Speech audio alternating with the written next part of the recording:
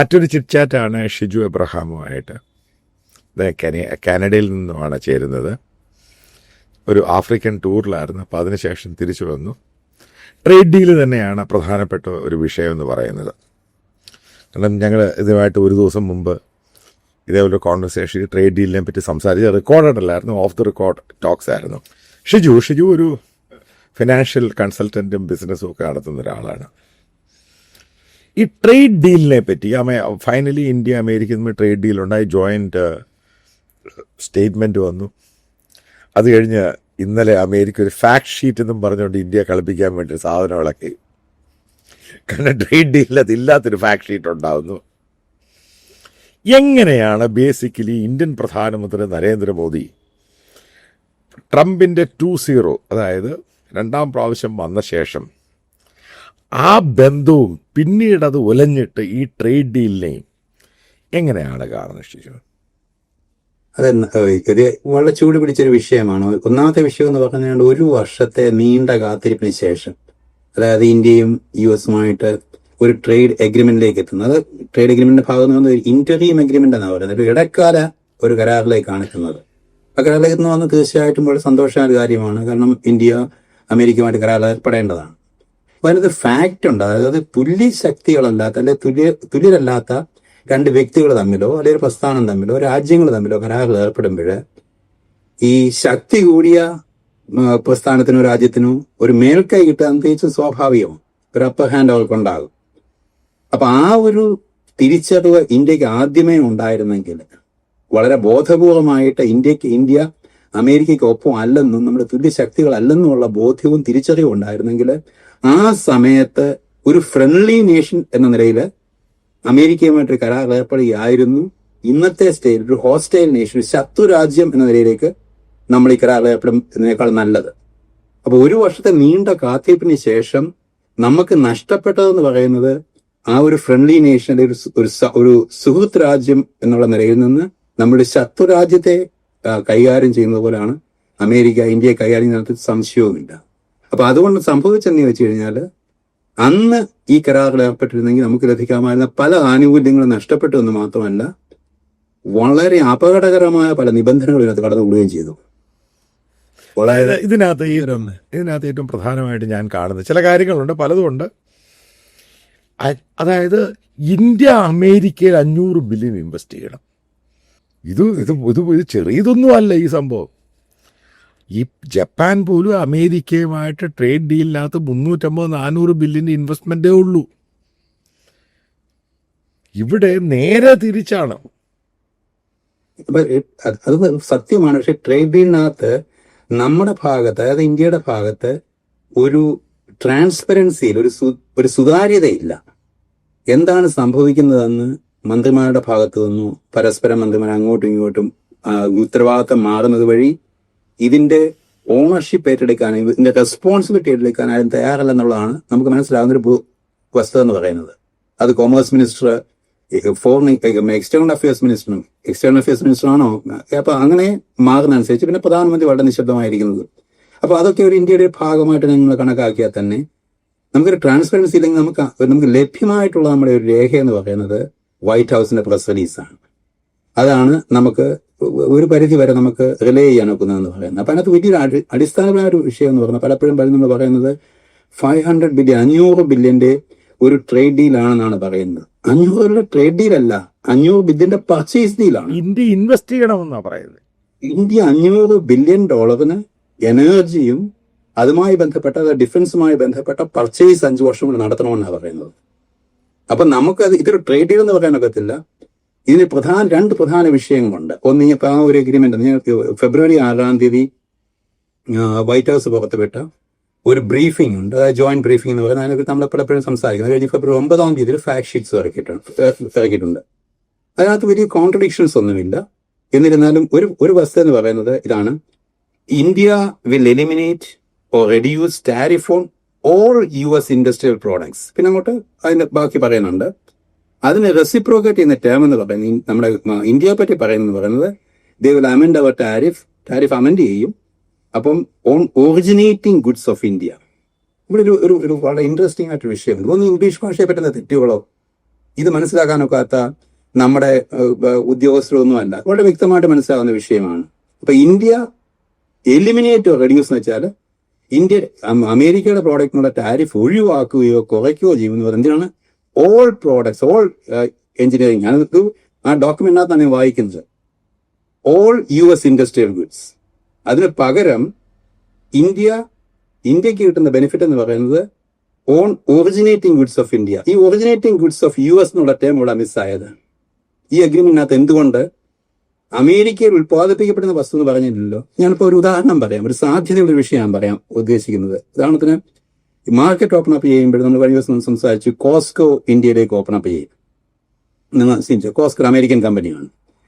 കോസ്കോയെ പറ്റി അറിയാവുന്ന ആർക്കും അറിയാം. കോസ്കോയുടെ ബഹുഭൂരിപക്ഷം സാധനങ്ങളും, പ്രത്യേകിച്ച് ഫുഡ് പ്രോഡക്ട്സ് അല്ലെങ്കിൽ വെജിറ്റബിൾ അല്ലെങ്കിൽ ഫ്രൂട്ട്സ് എന്നൊക്കെ പറയുന്നത് ന്യൂസിലൻഡിൽ നിന്ന്, ഓസ്ട്രേലിയയിൽ നിന്ന്, സൗത്ത് ആഫ്രിക്കയിൽ നിന്ന്, ആഫ്രിക്കൻ കൺട്രിയിൽ നിന്ന്, പല ഏഷ്യൻ രാജ്യങ്ങൾ, ഫിലിപ്പീൻസ് ഉൾപ്പെടെയുള്ള ഏഷ്യൻ രാജ്യങ്ങളിൽ നിന്ന് വരുന്നതാണ്. അപ്പൊ ഇവര് കോസ്കോ ഡൽഹിയിലോ അല്ലെങ്കിൽ ബോംബെയിലോ അല്ലെങ്കിൽ ഹൈദരാബാദിലോ എവിടെയെങ്കിലും ഓപ്പൺ ചെയ്യുമ്പോൾ അമേരിക്കൻ കമ്പനിയുടെ കോസ്കോ വരുന്ന പ്രോഡക്റ്റില് ഒരു സൗത്ത് ആഫ്രിക്കൻ പ്രോഡക്റ്റ് വരുമ്പോൾ അതിനെ നിരോധിക്കാനുള്ള ക്ലോസ് ഇതിനകത്തുണ്ടോ?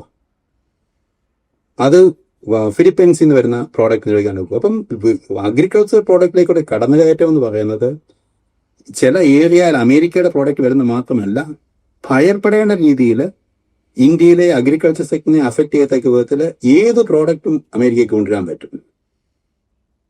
അത് കൊണ്ടുവരാൻ പറ്റുന്ന വഴി ഇതിനകത്ത് വ്യക്തമായിട്ട് പറഞ്ഞിട്ടുള്ള പ്രോഡക്ട്സിനെ പറ്റി ഒന്ന് നോക്കുക.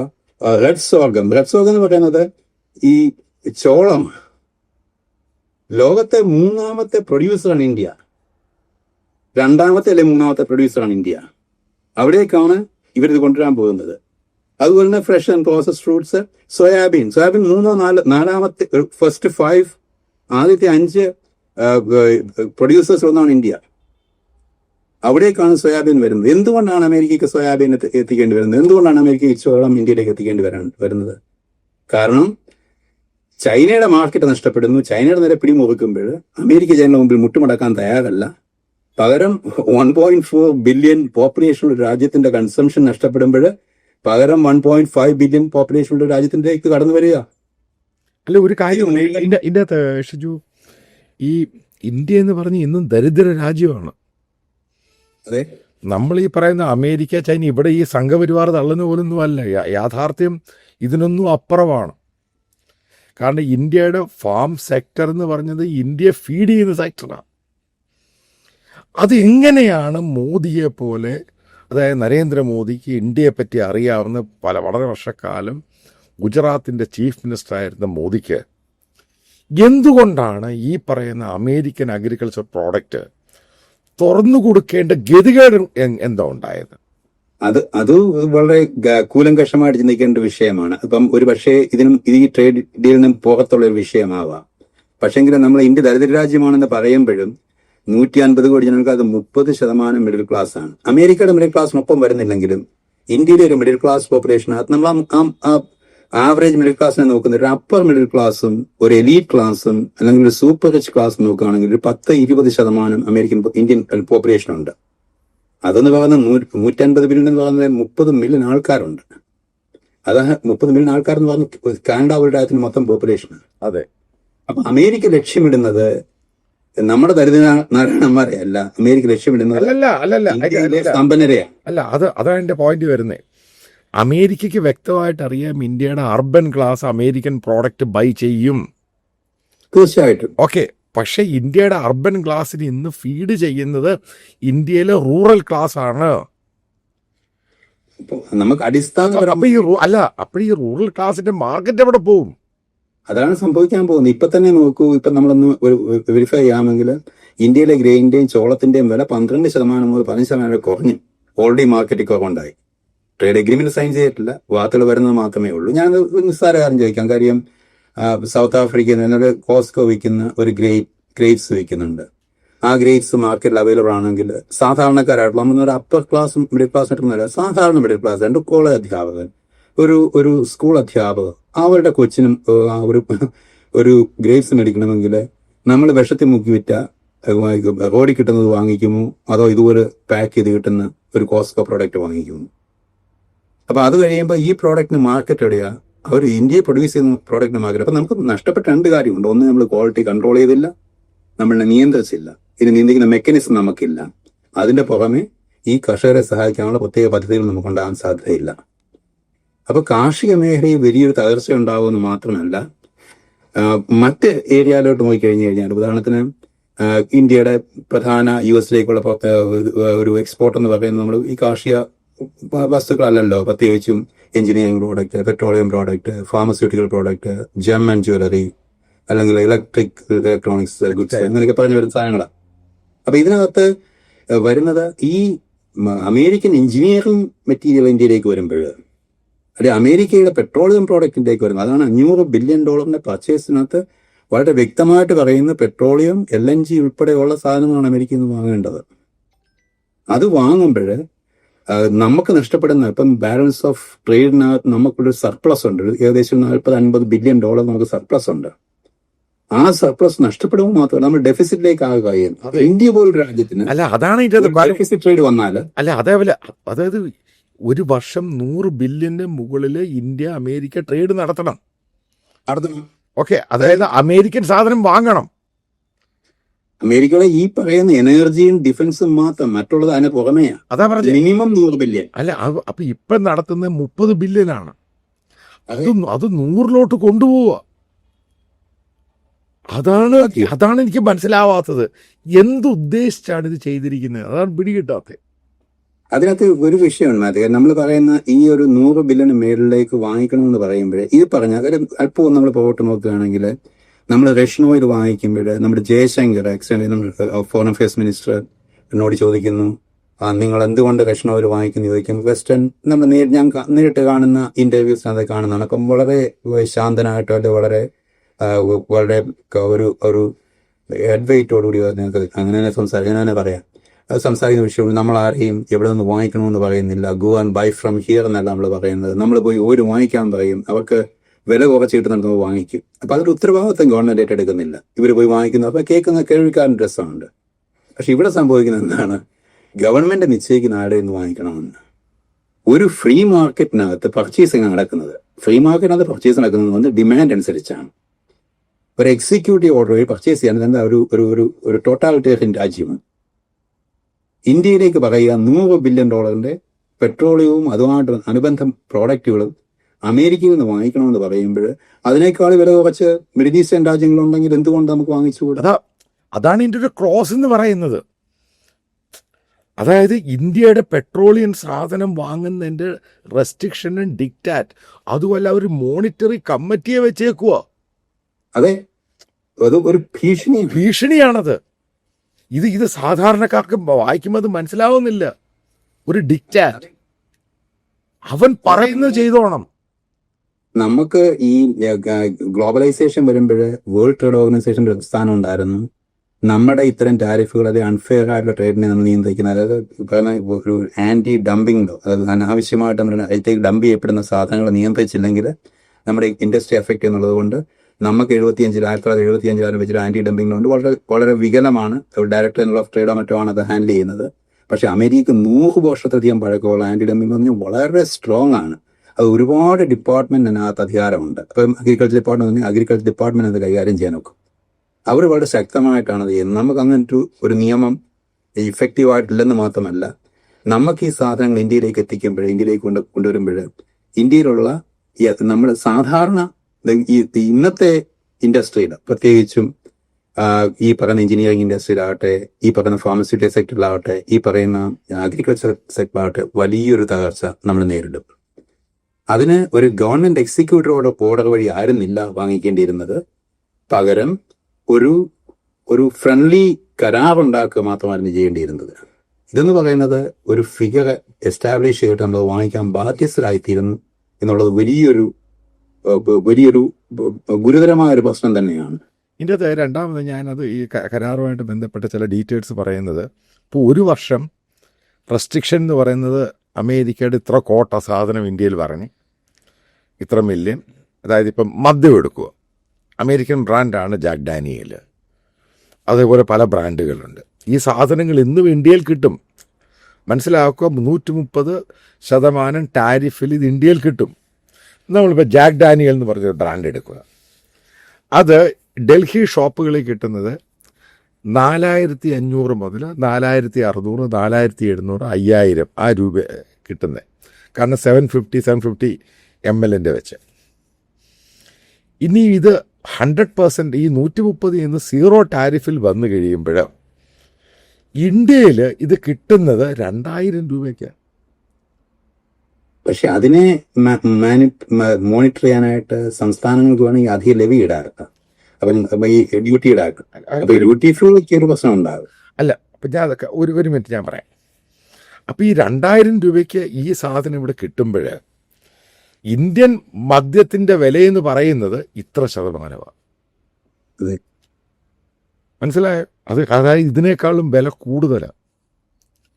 പിന്നെ എങ്ങനെ ഇന്ത്യൻ മദ്യങ്ങൾ ഇതുമായിട്ട് കോമ്പറ്റ് ചെയ്യും?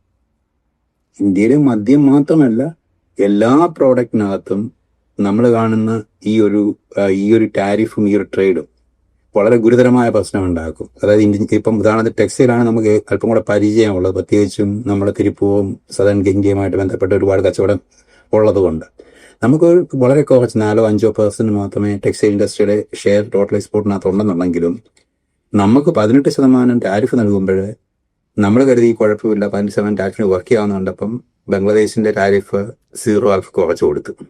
പിന്നെ അതിന് ഗുരുതരമായ മറ്റു വ്യത്യാസങ്ങളുണ്ട്. ഇപ്പം മാത്യുവിന് വേറെ ഞാൻ വീഡിയോ കണ്ടു.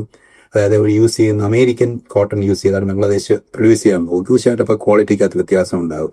പക്ഷേ ആവറേജ് ബംഗ്ലാദേശിലെ ഒരു ടെക്സ്റ്റൈൽ തൊഴിലാളിക്ക് $95 മുതൽ $140 വരെയാണ് ശമ്പളം. പക്ഷേ ഇന്ത്യയിലുള്ള ജോലിക്കാരന് $145 മുതൽ $250 വരെയാണ് ശമ്പളം. ക്വാളിറ്റി നമ്മൾ മുൻപിട്ട് നിൽക്കുന്നില്ല. അല്ല, ക്വാളിറ്റി അവൻ്റെ അതല്ല. അല്ല, ബംഗ്ലാദേശിന്റെ ക്വാളിറ്റി ഇന്ത്യയുടെ ക്വാളിറ്റിയേക്കാൾ നല്ലതെന്നാണ് പറയുന്നത്. ആവാം. കാരണം എന്തുകൊണ്ട് അമേരിക്കൻ കോട്ടൺ അവർ യൂസ് ചെയ്യും. പിന്നെ മാത്രമല്ല അമേരിക്കൻ ഒറിജിനേറ്റഡ് പ്രോഡക്റ്റ് ആണെന്നുള്ളത് കൊണ്ട് പർച്ചേസിനകത്ത് ബെനിഫിറ്റ് ഉണ്ടാകും. പിന്നെ ഇപ്പം നമ്മൾ ഈ പറഞ്ഞ ടെക്സ്റ്റൈൽ ഇൻഡസ്ട്രിക്കകത്തൊക്കെ ഉള്ള നമ്മൾ കാണുന്ന അടുത്തൊരു പ്രധാന വിഷയം എന്ന് പറയുന്നത് വളരെ ആഹ്ലാദമായിട്ട് നമ്മളിപ്പം സംഭവം വലുതാകും എന്നൊക്കെ പറയുമ്പോൾ വേറൊരു വിഷയമുണ്ട്. കഴിഞ്ഞ ഏകദേശം 1 വർഷത്തോളം 6 മാസത്തോളം നമുക്ക് അമേരിക്കയിലേക്ക് സപ്ലൈ ചെയ്യുന്ന ഈ ടെക്സ്റ്റൈൽ മാനുഫാക്ചർ ചെയ്യുന്നവരെന്ന് പറയുന്നത് ആ കോൺട്രാക്ടിന് പുറത്തായിരുന്നു. അപ്പൊ അവർ കോൺട്രാക്ട് ഇല്ലാതിരിക്കുമ്പോഴത്തേക്ക് ആ വിടവിൽ അമേരിക്കാരൻ തുണിയെടുക്കാനുള്ളതല്ലോ അവർക്ക് ക്ലോത്ത് കിട്ടുന്നുണ്ട്. അപ്പൊ ആ വിടവിലേക്ക് കടന്നു കയറിയ വിയറ്റ്നാമും ബംഗ്ലാദേശും ചൈന മറ്റു രാജ്യങ്ങളും തായ്ലൻഡ് പോലുള്ള രാജ്യങ്ങളെന്ന് പറയുന്നത് വളരെ ഗുരുതരമായ ഒരു പ്രശ്നം ഉണ്ടാക്കും. കേരളത്തിൽ എന്നറിയപ്പെടുന്ന ഇന്ത്യയിൽ എന്നറിയപ്പെടുന്ന ഒരു ടെക്സ്റ്റൈൽ ഇൻഡസ്ട്രിക്ക് ഒരു എക്സ് എമൗണ്ട് ഓഫ് സെയിൽ ഉണ്ടായിരുന്നെങ്കിൽ ഈ ട്രേഡ് ഡീൽസ് അനുയോജ്യം പിറ്റേ ദിവസമായ മുകളിൽ കിടക്കത്തില്ല. കാര്യം ആ ഗ്യാപ്പ് നമുക്കില്ല. നമ്മളെ ആശ്രയിച്ച് വർഷങ്ങളോളം നമ്മളിന്ന് പർച്ചേസ് ചെയ്ത് ഏതെങ്കിലും ഒരു പ്രമുഖ ലൈൻ ഉണ്ടെന്നുണ്ടെങ്കിൽ അത് കോസ്കോ ആകട്ടെ, വാൾമാർട്ട് ആകട്ടെ, ടാർഗറ്റ് ആകട്ടെ, ഏതെങ്കിലും ആകട്ടെ, അവരുണ്ടായിരുന്നുണ്ടെങ്കിൽ നാളെ നമ്മളെ വിശ്വസിക്കുന്നില്ല. നാളെ നമുക്കൊരു ട്രേഡ് ഇഷ്യൂ ഉണ്ടായി കഴിഞ്ഞാൽ സപ്ലൈ ചെയ്യാൻ തകരാറിലാകാതിരിക്കാൻ വേണ്ടി നമുക്കൊരു പോർഷൻ മാത്രമേ ഓർഡർ കിട്ടത്തുള്ളൂ. ഇനിയും ആ പഴയ ധനയിലേക്ക് എത്തണമെങ്കിൽ വർഷങ്ങളുടെ അധ്വാനം വേണ്ടി വരും. നമ്മൾ നഷ്ടപ്പെടുത്തുമെന്ന് പറയുന്നത് ഒരു 6 മാസത്തെ ട്രേഡ് അല്ല, വർഷങ്ങളോളം നീണ്ട പ്രശ്നങ്ങളാണ് ഉണ്ടാക്കിയിരിക്കുന്നത്. ഇതിനകത്ത് ഞാൻ ഒരു കാര്യം ചോദിക്കട്ടെ. ഇപ്പോൾ ഈ ട്രേഡ് ഡീല് കാണുമ്പോഴും അമേരിക്കയുടെ ഡിക്റ്റാറ്റും ഇതേപോലെ റെസ്ട്രിക്ഷൻസും അതേപോലെ അവരവർ മോണിറ്റർ ചെയ്യുന്നു. നമ്മൾ ഈ പറയുന്ന അവർ ഈ പറയുന്ന ഇന്ത്യ ഏകദേശം 500 ബില്യൻ്റെ സാധനങ്ങൾ വരാൻ പോകുന്ന 5 വർഷത്തിനുള്ളിൽ അവരുടെ നിന്ന് വാങ്ങിയിരിക്കണം. എൻ്റെ ചോദ്യമുണ്ട്. അന്ന് ഹ്യൂജ് എമൗണ്ടാണ്, ചെറിയ എമൗണ്ട് അല്ല ഇത്. അതെ. ഓക്കെ, ഇന്ത്യ ബാങ്ക്രപ്റ്റ് ആവുമോ? ഇന്ത്യ ബാങ്ക്രപ്റ്റ് ആകത്തില്ല. പക്ഷെ ഇന്ത്യക്ക് വരാൻ പോകുന്ന പ്രധാന വിഷയം എന്ന് പറയുന്നത് നമ്മൾ പ്രതീക്ഷിക്കുന്ന കറൻസി വാല്യൂവിനകത്തുണ്ടാകുന്ന പ്രശ്നം. ഒന്നെന്ന് പറയുന്നത് നമുക്കിപ്പോൾ സർപ്ലസ് പർച്ചേസ് വേണ്ടി വരുമ്പോൾ നമുക്കിപ്പം സർപ്ലസ് ഉണ്ട്. അതായത് അമേരിക്കൻ നമ്മൾ ഉപയോഗിക്കുന്ന ഫോറിൻ കറൻസി നമുക്ക് കൂടുതലായിട്ട് നമുക്കുണ്ട്. നമ്മൾ $100 വിറ്റാൻ നമ്മൾ $50 വാങ്ങിക്കുന്നുള്ളൂ. അപ്പം നമ്മളെ ശേഷിക്കുന്ന കറൻസി റിസേർവ്സ് ഉണ്ട്. നാളെ ഈ പർച്ചേസിന് വേണ്ടി വരുമ്പോഴത്തേക്കും ഇന്ത്യൻ കറൻസി ഉപയോഗിക്കേണ്ടി വരുമ്പോൾ ഇന്ത്യ കറൻസിക്ക് ഡിമാൻഡ് ഉണ്ടാകും. അത് കറൻസിക്ക് പ്രഷർ ഉണ്ടാകുമ്പോൾ ഈ എക്സ്ചേഞ്ച് റേറ്റ് വളരെയേറെ വർദ്ധിക്കാൻ സാധ്യതയുണ്ട്. പാകിസ്ഥാനൊക്കെ 200-240 രൂപ $1 നമ്മൾ നിലയെത്തിയില്ലെങ്കിലും ഡോളറിന്റെ വാല്യൂ കുറയുന്നത് ഒരു പ്രധാന വിഷയമാണ്. അപ്പം നമ്മൾ നോക്കുമ്പോൾ തൽക്കാലം ഗൾഫിലുള്ളവരോ അല്ലെങ്കിൽ ഈ ട്രേഡ് ചെയ്യുന്ന കുറച്ച് ആൾക്കാരോ നമുക്ക് കൂടുതൽ പൈസ കിട്ടുമെന്ന് കരുതിയാലും ഇത് ഇൻഡസ്ട്രിയുടെ വലിയൊരു എക്കോണമിയുടെ തകർച്ചയായിരിക്കും. നിങ്ങൾ ചിന്തിക്കേണ്ട ഒരു വിഷയം മാത്യു, ഈ ഒരു ഗ്ലോബൽ ട്രേഡിന്റെ ഭാഗത്ത്, അതായത് ഗ്ലോബലൈസേഷന്റെ ഭാഗത്ത് ഈ പറഞ്ഞ WTO എന്ന് പറഞ്ഞ ഓർഗനൈസേഷൻ ഉണ്ടായിരുന്നു, അല്ലെങ്കിൽ ഇതുപോലെ ഡയറക്ടർ ഓഫ് ട്രേഡ് ഒക്കെ ഹാൻഡ് ചെയ്യുമായിരുന്ന പരാതികൾ ഇന്ന് അമേരിക്ക പറയുന്നത് ഞങ്ങൾ ഹാൻഡ് ചെയ്യുമെന്നാണ് പറയുന്നത്. 3 പേരെ വെക്കുമെന്ന് പറയുമ്പോൾ നമ്മൾ ട്രേഡിനകത്ത് വ്യത്യാസം ഉണ്ടായിക്കഴിഞ്ഞാൽ ഞങ്ങളാണ് ഹാൻഡ് ചെയ്യുന്നത്. അങ്ങനെ പറയുമ്പോഴുള്ള പ്രധാന വിഷയം എന്ന് പറഞ്ഞാൽ ഈ ഇന്റർനാഷണലി നിലനിന്നിരുന്ന പല ഓർഗനൈസേഷൻസും ഇല്ലാതാകുകയാണ്. അമേരിക്കയുടെ ഒരു അപ്രമാദിത്വം എന്ന് പറഞ്ഞൊരു ജൈത്രയാത്രയാണ്. ഇന്നിപ്പം അവിടുത്തെ ജനുവരിയിലെ ഇത് വന്നിട്ടുണ്ട്, ജോബ് ഡേറ്റ വന്നിട്ടുണ്ട്. 70,000 തൊഴിൽ ലഭിക്കുമെന്ന് കരുതിയതിനകത്ത് 1,30,000 കഴിഞ്ഞ വർഷത്തേട് നിന്ന്. ഞാൻ എക്സ്പെക്ട് എന്റെ ഇരട്ടിയാണ് വന്നിരിക്കുന്നത്. അപ്പൊ അമേരിക്ക നമ്മൾ കാണുന്ന പോലെ അമേരിക്ക വിറയ്ക്കുക, അമേരിക്ക മുട്ടടിക്കുക, മോതിരകാലൊടിക്കുക ഒന്നും അല്ല എന്ന്. അമേരിക്ക ഒരു ജൈത്രയാത്ര നടത്തുകയാണ്. ഇതെന്ന് പറയുന്ന ഒരു ഭാഗം മാത്രമാണ്. അതിനോട് ചേർന്ന് നിൽക്കാൻ കഴിയാതെ പോയ ഇന്ത്യയുടെ വലിയ മണ്ടത്തരമാണ്. അതായത് ആ ഡിപ്ലോമസിക്കകത്ത് പറയാം, എന്ത് കാരണമായിക്കൊള്ളട്ടെ, ഇന്നിപ്പം മുട്ടയിലഴിഞ്ഞ് ഒരു ട്രേഡ് ഡീൽ സൈൻ ചെയ്യാൻ തയ്യാറായെങ്കിൽ എന്തുകൊണ്ട് 6 മാസം അല്ലെങ്കിൽ 9 മാസം മുമ്പ് വിട്ടുവീഴ്ച കൂടെ അന്ന് സൈൻ ചെയ്തിരുന്നില്ല? എൻ്റെ ഇരിക്കുന്ന ഒരു ഡോക്യുമെന്റ് എന്ന് പറയുന്നത് ഫെബ്രുവരി 13, 2025, ഏകദേശം 1 വർഷം മുമ്പ് നമ്മുടെ നരേന്ദ്രമോദി അമേരിക്ക സന്ദർശിക്കുമ്പോൾ, അതായത് ട്രംപ് 2ാം ടൈം വന്നു കഴിയുമ്പോൾ സന്ദർശിക്കുന്ന ഏറ്റവും പ്രധാനപ്പെട്ട രാജ്യനേതാക്കന്മാരുടെ 2ാമത്തെ ആളായിരുന്നു മോദി. ആ ബന്ധത്തിന്റെ പുറത്ത് അതിശക്തമായ ഒരു 10 പേജ് ഡോക്യുമെന്റ് വൈറ്റ് ഹൗസിന്റെ പ്രസ് ഡോക്യുമെന്റ്സ് മാത്രമുണ്ട്. അതായത് ഡിഫൻസിനകത്ത് ഇന്ത്യയുടെ in this year a new 10-year framework will sign. കഴിഞ്ഞ വർഷം പറഞ്ഞതാണ്, നമ്മൾ സൈൻ ചെയ്തില്ല. നമ്മൾ അതിനകത്ത് അവരുടെ ഡിഫൻസ് എക്യുപ്മെന്റ്സ് വാങ്ങിക്കണം, US ഒറിജിനേറ്റഡ് വാങ്ങിക്കുക. പിന്നെ മാത്രമല്ല, ഇന്ത്യ ഒരു കീ ക്വാഡ് പാർട്ട്ണർ ആകുന്നു. ആ വർഷം തന്നെ, അതായത് കഴിഞ്ഞ വർഷം ഡിസംബറിന് മുമ്പ് ഇന്ത്യ വെച്ച് ക്വാഡിന്റെ മീറ്റിംഗ് നടക്കുമെന്ന് പറഞ്ഞു.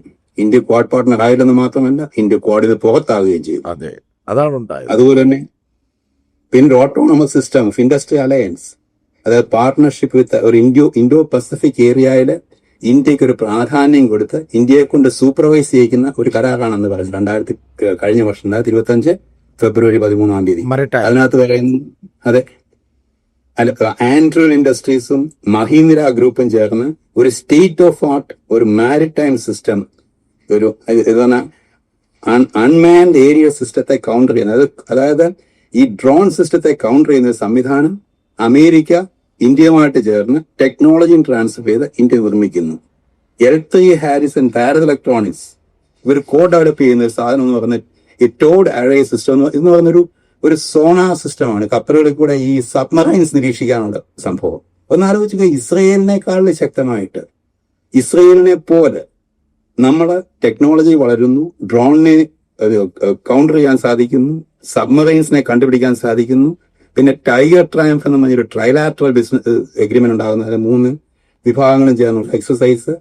അത് കഴിഞ്ഞിട്ട് ഇൻഡോ പസഫിക് ഏരിയ ഇന്ത്യക്ക് സൂപ്പർവിഷനുള്ള അനുമതി ലഭിക്കുന്നു, അല്ലെങ്കിൽ അമേരിക്ക സപ്പോർട്ട് ചെയ്യുന്നു. അന്ന് സംഭവിക്കുക എന്താ വെച്ചാൽ, ഇന്നുള്ള പാകിസ്ഥാനെ കൗണ്ടർ ചെയ്യാൻ പോകുമ്പോൾ നമ്മളെ സപ്പോർട്ടിന് ആരുമില്ല. അതെ, പക്ഷെ നമ്മൾ ഇൻഡോ പസഫിക് ഏരിയയിൽ നമ്മൾ പ്രവർത്തിക്കായിരുന്നെങ്കിൽ നമ്മുടെ മുമ്പ് ലോകത്തിലെ ഏറ്റവും വൻ ശക്തി ഉണ്ടായിരുന്നു. മിഷൻ 500 2030 വെറും 4 വർഷങ്ങൾക്കുള്ളിൽ ഇന്ത്യയുടെ ട്രേഡ് 500 ബില്യൺ ബൈലാറ്ററൽ ട്രേഡ് ആയിരുന്ന ഒരു കണ്ടീഷൻ. ഇന്ന് 500 ബില്യൺ ബൈലാറ്ററൽ ട്രേഡ് അല്ല, 500 ബില്യൺ പർച്ചേസ് ആണ്. അതെ, അതുപോലെ പറഞ്ഞ ഒരു 7-8 പ്രധാന വിഷയങ്ങൾക്കകത്ത് നമ്മൾ പരാജയപ്പെട്ടെന്ന് മാത്രമല്ല, നമുക്കൊരു പക്ഷേ വേറൊന്നും മുമ്പ് അവസാനം, അതായത് എനർജി സെക്ടറിനകത്ത് ഇന്റർനാഷണൽ എനർജി ഏജൻസിക്കകത്ത് ഇന്ത്യയെ ഫുൾ മെമ്പർ ആക്കുക. നമ്മുടെ ഒരു അസോസിയേറ്റ് മെമ്പർഷിപ്പ് മാത്രമേ നമുക്കുള്ളൂ. അപ്പൊ നമുക്ക് എനർജിയെ നിയന്ത്രിക്കാൻ സാധിക്കുമായിരുന്നു ലോകത്ത്. ഇതുപോലെ ഒട്ടനവധി, പക്ഷെ നമ്മളെല്ലാം കൂടെ പറയാൻ സമയമില്ലാത്തതുകൊണ്ട് മാത്രമാണ് സംഭവിക്കുന്നത്. സ്റ്റാർട്ടപ്സിനെ സഹായിക്കുക, ഇന്ത്യ ഡെവലപ്മെന്റ് സഹായിക്കുക എന്നുള്ള വിഷയങ്ങളൊക്കെ വിട്ട് ഇത്തരം കാര്യങ്ങളൊന്നും പുതിയ അഗ്രിമെന്റിനകത്തില്ല. അന്ന് മുഴുവൻ അന്ന് ചൈനയെ കൗണ്ടർ ചെയ്യാൻ വേണ്ടി ട്രംപ് ഇട്ട പരിപാടികളാണ് ഇത് മുഴുവനും. ഇന്നും ചൈനയെ കൗണ്ടർ ചെയ്യാൻ വേണ്ടി ട്രംപിന് പദ്ധതികൾ ഉണ്ടെങ്കിലും അതിനകത്ത് ഇന്ത്യ ഭാഗമല്ലെന്നുള്ളതാണ്. അപ്പൊ കൃത്യം 1 വർഷം മുമ്പ് അമേരിക്കയുടെ ഏറ്റവും വലിയ സ്ട്രാറ്റജിക് പാർട്ട്ണർ ഇന്ത്യ ആയിരിക്കുകയും ഇന്ത്യ 3ാമത്തെ അല്ല, ഒരു പക്ഷേ JD വാൻസിന്റെ ഭാഷയിൽ പറഞ്ഞാൽ ഒരു പക്ഷേ 2ാമത്തെ ലോകത്തെ ഏറ്റവും വലിയ എക്കണോമിക് പവർ ആകുകയും ചെയ്യുന്നത്. അതായത് ജപ്പാനെയും ജർമ്മനിയെയും ചൈനയും കടത്തിവെട്ടി 2ാമത്തെ എക്കണോമിക് പവർ ആകുകയും ചെയ്ത് സംസാരിച്ചുകൊണ്ടിരുന്ന 1 വർഷം കഴിഞ്ഞിട്ട് ഇന്ന് നമ്മൾ സംസാരിക്കുന്നത് എങ്ങനെ ബംഗ്ലാദേശുമായിട്ട് കോമ്പീറ്റ് ചെയ്യാമെന്നാണ്. എങ്ങനെ പാകിസ്ഥാനുമായിട്ട് കോമ്പീറ്റ് അത്ര ചെയ്യാൻ? മാത്രമാണ് ഡിക്ലൈൻ ചെയ്ത് പോയിരിക്കുന്നത്. ഇതാണ് ഇതിന്റെ യാഥാർത്ഥ്യം എന്ന് പറയുന്നത്. ഇതിന്റെ മാപ്പ് അപ്പൊ നോക്കുക. എവിടെ നിന്നാണ് ഈ വീഴ്ച? അതാണ് നമ്മൾ ഇപ്പം ഞാൻ പറഞ്ഞില്ല കാര്യം. ട്രംപിന് രണ്ടാം വരവും മോദിയുടെ ഫെബ്രുവരി 13 വരെയുള്ള ഇത്തരം പ്രസ്ഥാനങ്ങൾക്കും വായിക്കുമ്പോൾ ഒരു ഇന്ത്യക്കാരൻ ഉള്ള നിലയിൽ, ഇന്ത്യക്ക് പുറത്തൊരു ഇന്ത്യക്കാരൻ എന്ന നിലയിൽ വളരെ അഭിമാനവും വളരെ സന്തോഷവും വളരെ ഒരു പരിധിവരെ വലിയ ആഹ്ലാദവുമായിരുന്നു. പക്ഷെങ്കില് ഈ പറയുന്ന ഈ സിറ്റുവേഷൻ ഞാൻ ഈ ഡേറ്റിനെ നോക്കുന്നതാണ്. അത് കഴിഞ്ഞിട്ട് JD വാൻസ് ഇന്ത്യ വരുന്ന ദിവസമുണ്ട്. അത് എനിക്ക് തോന്നുന്നത് കൃത്യമായിട്ട് ഏപ്രിൽ 22-ാം തീയതി JD വാൻസ് ഇന്ത്യ വരുന്നുണ്ട്. ഇപ്പൊ ജയ്പൂർ വെച്ചൊരു പ്രസംഗം, അതും ഈ പറയുന്ന വൈറ്റ് ഹൗസിന്റെ റെക്കോർഡ്സ് കാണാം. അതിനകത്ത് JD വാൻസ് ജയ്പൂർ വെച്ച് പറയുന്നു, ഇന്ത്യ $500 ബില്യൺ ഇൻഡസ്ട്രി ട്രേഡ് ആകുമെന്നും നമ്മള് മൂന്നാമത്തേതല്ല ഒരു പക്ഷേ രണ്ടാമത്തേതായി തീരും. മുമ്പ് അതായത് $4 ട്രില്യൺ ട്രേഡ് ചെയ്യുന്ന ഇന്ത്യ 3 വർഷം കൊണ്ട് അല്ലെ 4 വർഷം കൊണ്ട് 20 ട്രില്യൺ ട്രേഡ് ചെയ്യുന്ന ചൈനയുടെ മുകളിലാകുമെന്നല്ല, ഈ ചൈനയെ 20 ട്രില്യൺ വലിച്ച് താഴെയാക്കിയിട്ട് ഇന്ത്യ അതിന് മുകളിലാകുമെന്നായിരുന്നു JD വാൻസ് പറഞ്ഞത്. ആ ദിവസമാണ് ഫൽഗാം അറ്റാക്ക്. അതാണ് കോയിൻസൈഡ് രണ്ടും. ആ ദിവസമാണ് ഫൽഗാം അറ്റാക്ക്. എന്ത് കാരണത്താലായാലും വളരെ വളരെ നമ്മൾ പറയാനുണ്ട് അൺഫോർച്ചുനേറ്റ്, അത് ഒരു സംശയവുമില്ല. പക്ഷെ അതിനോട് പ്രതികരിച്ച രീതി ഇന്ത്യയുടെ ഭാവി തകർത്തു. അതാണ് സംഭവിച്ചത്. ഈ ദിവസം JD വാൻസ് ജയ്പൂർ സംസാരിക്കുന്ന ദിവസം ആ ഫൽഗാം അറ്റാക്ക് ഉണ്ടാകുകയാണെങ്കിൽ ഇതിനകത്ത് ഞാൻ വായിക്കാൻ പറ്റിയ ഒരു ഭാഗമുണ്ട്. ഇതിനകത്ത് ഒരു ഭാഗമുണ്ട് 29ാമത്തെ ക്ലോസ്. അതിന് മുമ്പ് ഒരു കാര്യം പറയാം. JD വാൻസ് ഇന്ത്യയിൽ വരുന്നു, ഇന്ത്യൻ പ്രധാനമന്ത്രി സൗദി അറേബ്യ പോകുന്നു. The same day this happened here. മനസ്സിലായി? ഇതാണ് സംഭവിച്ചത്. പെട്ടെന്ന് ഇന്ത്യൻ പ്രധാനമന്ത്രി തിരിച്ചു വരുന്നു. നോക്കൂ, ഇതിനകത്ത് ഈ നമ്മൾ ഈ പറയുന്നൊരു ഭാഗമുണ്ട്. 29ാമത്തെ ക്ലോസ് എന്ന് പറയുന്നത്, അല്ലെങ്കിൽ പാരഗ്രാഫ് എന്ന് പറയുന്നത്, അതായത് America will join with India in terrorism to fight terrorism and eliminate from every corner of the world. Pakistan ഉൾപ്പെടെയുള്ള എല്ലായിടത്തും ടെററിസ്റ്റെ ഫൈറ്റ് ചെയ്യാൻ അമേരിക്ക ഇന്ത്യയോട് ചോദിച്ചു നിൽക്കുമെന്നാണ് പറഞ്ഞിരുന്നത്. എന്നിട്ട് പാകിസ്ഥാനെ സ്പെസിഫിക് ആയിട്ട് പറയുന്നുണ്ട്, പാകിസ്ഥാനിലുള്ള കുറെ 26/11 നമ്മുടെ മുംബൈ അറ്റാക്കിനുള്ളവരെ ശിക്ഷിക്കണമെന്നും പത്താൻകോട്ട് അറ്റാക്കിനെ പറ്റിയൊക്കെ അമേരിക്കയും ഇന്ത്യയും തമ്മിലുള്ള ജോയിന്റ് സ്റ്റേറ്റിനകത്തുണ്ട്. ഈ സിറ്റുവേഷനിൽ ഇതായിരുന്നു കണ്ടീഷനെങ്കിൽ ഇന്ത്യയിൽ ഒരു ടെററിസം അറ്റാക്ക് ഉണ്ടാകുമ്പോൾ, അതായത് അമേരിക്കൻ വൈസ് പ്രസിഡന്റ് ഇന്ത്യയിൽ ഉള്ളപ്പോൾ വെറും കിലോമീറ്ററുകൾ മാത്രം ദൂരെ ഇന്ത്യയിൽ ഒരു ടെററിസം അറ്റാക്ക് ഉണ്ടാകുമ്പം എന്തുകൊണ്ട് ഇന്ത്യക്ക് ഒറ്റയ്ക്ക് പാകിസ്ഥാനെ എതിരേണ്ടി വന്നു? എവിടെ പോയി ഈ അഗ്രിമെന്റിലെ അമേരിക്ക? അതാണ് ജെനുവിൻ ചോദ്യം. എന്തുകൊണ്ടാണ് സംഭവിച്ചത്? അപ്പൊ എവിടെയാണ് ഡിപ്ലോമസി പരാജയം? അപ്പൊ നമുക്ക് പറ്റുന്ന പ്രശ്നം എന്ന് പറയുന്ന തെറ്റാണെങ്കിൽ പറയാം, ഒരു RSS മദ്രസകളിൽ പഠിച്ച ഇത്തരം വിവേകശൂന്യരായ വ്യക്തികളുടെ ഈ ഒരു ഒരു ഒരു ഒരു പൊട്ടക്കിണറ്റിലെ തവള പോലെയുള്ള ഇത്തരം ഡിപ്ലോമസിയാണ് ഇന്ത്യയുടെ പരാജയത്തിന് കാരണം. ഇന്ത്യയുടെ പരാജയം എന്ന് പറയുന്നത് കുറഞ്ഞതല്ല. എനിക്കൊരു കാര്യം പറയുന്നത്, നമ്മുടെ ജീവിതകാലത്ത് ഒരു ലൈഫ് സ്പാൻ പോലും ഇന്ത്യ നമുക്ക് ഉണ്ടാകാമായിരുന്ന നേട്ടത്തിലേക്ക് തിരിച്ചു വരത്തില്ല. അതുകൊണ്ട് ഇന്ത്യക്കാരന് ഒരു നിരാശ മാത്രമല്ല, ട്രംപ് ട്രംപിന് രണ്ടാമത്തെ വരവിന് ശേഷം ഇന്ത്യയുമായിട്ടുള്ള ബന്ധം, മോദിയുടെ ഇന്ത്യയിലേക്കുള്ള വിസിറ്റ്, ഈ ജോയിന്റ് സ്റ്റേറ്റ്മെന്റ്, ഇതൊക്കെ വായിച്ചൊരു ഇന്ത്യക്കാരനല്ല അഭിമാനപൂർവ്വം ഇരുന്ന ഒരു ഇന്ത്യക്കാരൻ, ഇന്ത്യൻ, ആ ഇന്ത്യക്കാരന് ഇന്ന് നിരാശ മാത്രമല്ല ഒരു കോപവും രോഷവും എനിക്ക്. ഒരു സോറി ഫോർ ദാറ്റ്. എനിക്ക് സംസാരിക്കാത്ത പ്രശ്നം തോന്നുന്നു. ഈ ഒരു എഗ്രിമെന്റ് സൈൻ ചെയ്ത് നമ്മൾ പറഞ്ഞു ഇന്ത്യ അമേരിക്കയുമായിട്ട് എഗ്രിമെന്റ് സൈൻ ചെയ്യണം. പക്ഷെ ഇങ്ങനെ ചെയ്യാനുള്ളതല്ല വിഷയം. ഇത് ഇന്ത്യയെ പരിപൂർണമായിട്ടും അടിയറ വെച്ച് ഇന്ത്യയുടെ ഭാവിയെ തകർത്ത്, ഇന്ത്യൻ യുവജനതയുടെ ഭാവിയെ തകർത്ത്, ഇന്ത്യയുടെ കാർഷിക മേഖലയെ തകർത്ത്, അമേരിക്കയുടെ കീഴിൽ മറ്റൊരു വെനിസ്വല പോലെ നമ്മുടെ നേതാക്കന്മാരെ പിടിച്ചുകൊണ്ട് പോയില്ലെന്ന് മാത്രമേ ഉള്ളൂ. അതുപോലൊരു അവസ്ഥയിലേക്കാണ് എത്തിക്കുന്നത്. കാര്യം അമേരിക്കയുടെ ഭാഗം ചിന്തിക്കണം. അമേരിക്ക ഒരു ജൈത്രയാത്രയാണ് നടത്തുന്നത്, എനർജി ഡോമിനൻസ്. ഇനിയും നമുക്ക് നോക്കാം ബാക്കിയുള്ള വിഷയങ്ങൾക്കകത്ത്. അമേരിക്ക ടെറിട്ടറി എക്സ്പാൻഷൻ, ഗ്രീൻലാൻഡ് പോലെ രാജ്യങ്ങളിലേക്ക്, കാനഡ പോലുള്ള സ്ഥലത്തേക്ക്, ഇപ്പം നമ്മൾ ടിയോഗാർഷ്യ പോലുള്ള സ്ഥലത്തേക്ക് തീർച്ചയായിട്ടും വരും. ഇതൊക്കെ ഈ വരുന്ന 6 മാസം ഞാൻ കാണും. ഒരു ടെറിട്ടറി എക്സ്പാൻഷൻ, ഡിഫൻസിനകത്ത് power, defence expansion, economic strength, എനർജിക്കകത്തുള്ള സ്ട്രെങ്ത്, നിശ്ചയമായിട്ട് ഈ മാസം തന്നെ മിക്കവാറും ഇറാനിലെ ഭരണകൂടത്തെ പുറത്താക്കും. അല്ലെങ്കിൽ ഈ പറയുന്ന നമ്മുടെ ഈ ഖൊമേനിയുടെ അധികാരം നഷ്ടപ്പെട്ടു കഴിഞ്ഞു കഴിഞ്ഞാൽ ഇറാനും അമേരിക്കയുടെ പരിധി വരുവാണെന്നുണ്ടെങ്കിൽ ലോകത്തെ 90% എനർജി അവിടെ ഇടാകുമ്പോൾ നമ്മൾ ആഗ്രഹിച്ചാലും ഇല്ലെങ്കിലും അമേരിക്ക നിശ്ചയിക്കും ആര് വാങ്ങിക്കണം, എത്ര വാങ്ങിക്കണം. ആ ഒരു സിറ്റുവേഷനകത്ത് ഇന്ത്യക്ക് അമേരിക്കയെ കൗണ്ടർ ചെയ്യാൻ പറ്റത്തില്ലായിരുന്നു.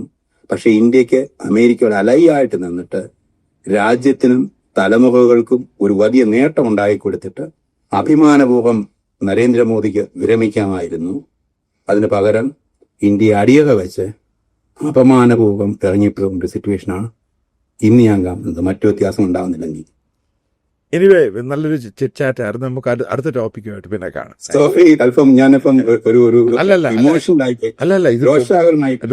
ഇതാണ് റിയാലിറ്റി. കാരണം നമ്മൾ നോക്കിക്കഴിയുമ്പോൾ സുബീർ സറണ്ടേഡ്. അതാണ് ഈ കാണുന്നത്. അവകാശമായിട്ട് തന്നെ കരുതുന്നു. Surrendered. Thank you very much.